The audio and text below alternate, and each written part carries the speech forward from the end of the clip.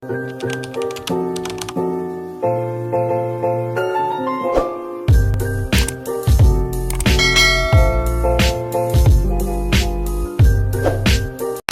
tagal-tagal kong namomroblema kung paano ko makakahanap ng isang kawali na hindi didikit yung ating piprituhing isda, dito lang ako sa TikTok siya pala makakabili. Bukod sa mura na siya, ay maganda rin yung kanyang quality. Itong ating non-stick wok pan ay 30 cm yung laki nito at mayroon siyang 11 cm na lalim. Kaya pwede kayong magprito dito ng isda at magluto ng may sabaw.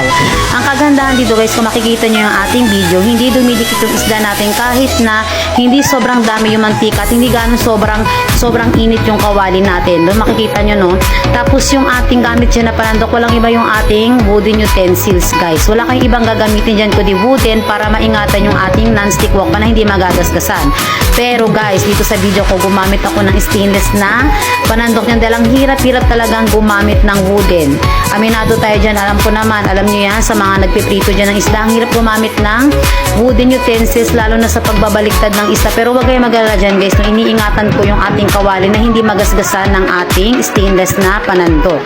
Pero dapat gagamitin nyo talaga dyan yung ating wooden utensils para maingatan na hindi magbakbak at magasgasan yung ating non-stick wok pan. Ang kagandahan pa dyan guys, sobrang dali niyang makaprito, hindi talaga didikit at hindi madudurog yung isda natin. Ito nga guys yung niluto ko, ito na yung first batch at itong nilagay ko yung second